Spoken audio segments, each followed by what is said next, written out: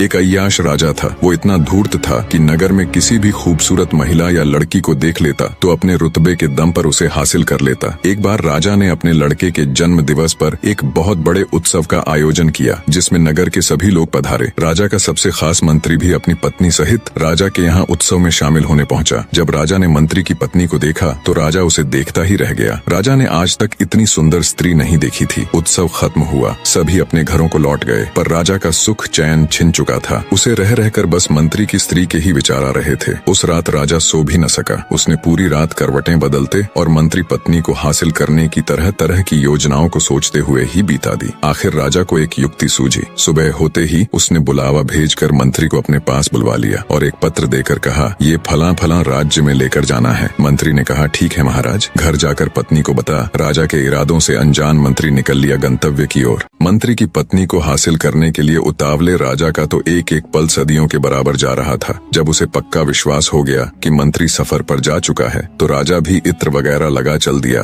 अपने शाही घोड़े पर बैठकर मंत्री आवास की ओर। जिस समय राजा मंत्री के घर पहुंचा उसी समय मंत्री की स्त्री, जिसका नाम कपाला था, नहाकर गीले बालों को घर के आंगन में बैठकर सुखा रही थी। जैसे ही उसने राजा को देखा वो तुरंत खड़ी हो गई और बोली, महाराज की जय हो। राजा ने हाथ उठा। मंत्री वधू कपाला का अभिवादन स्वीकार किया। बोली, कहिए महाराज, आज इधर कैसे आना हुआ? राजा बोला, कुछ खास काम नहीं, बस इधर से गुजर रहा था तो सोचा क्यों ना अपने खास मंत्री के घर सब ठीक ठाक है कि नहीं, हाल चाल लेता चलूं। मंत्री वधू कपाला ने राजा को बिठा इज्जत और सेवा भाव से उसकी खूब खातिरदारी की और अच्छे अच्छे पकवान बना राजा के सामने पेश किए। राजा वहाँ खाना थोड़े न खाने गया था, थोड़ा बहुत खा पी अपने इरादे जाहिर करते हुए उसके हुस्न की तारीफ में बोला, मैंने आज तक अपनी जिंदगी में तुम जितनी खूबसूरत स्त्री नहीं देखी। राजा के बुरे इरादों को मंत्री वधू कपाला पहले ही ताड़ चुकी थी। वो एक समझदार और पतिव्रत नारी थी जो राजा के घर आते ही समझ चुकी थी कि राजा ने जानबूझकर उसके पति को बाहर भेजा है ताकि राजा उसे अपने जाल में फंसा अपने बुरे इरादों को अंजाम दे सके। कपाला बोली, महाराज एक बात बताए, शेर जंगल का राजा होता है क्या? जंगल के राजा को ये शोभा देता है कि वो झूठन खाए और गंदगी में मुंह मारता फिरे? जब एक न्याय देने वाला ही अन्याय करने लग जाए तो प्रजा कहाँ जाएगी? महाराज, आपको ये बिल्कुल शोभा नहीं देता कि आप अपने मंत्री की स्त्री से ऐसी बातें करें। मंत्री वधू कपाला के मुख से ऐसी समझदारी और आंख खोल देने वाली बातें सुनकर राजा खुद पर बहुत शर्मिंदा हुआ। उसे अब बहुत अफसोस हो रहा था। उधर मंत्री कुछ दूर ही चला था, तभी उसे ख्याल आया कि राजा का दिया हुआ पत्र तो घर ही भूल आया है। उसने तुरंत अपना घोड़ा मोड़ा और घर की तरफ दौड़ा दिया। मंत्री जब घर पहुंचा और घर के बाहर राजा का घोड़ा देखा तो उसके पैरों नीचे से जमीन निकल गई। उसे सारा माजरा समझते देर न लगी।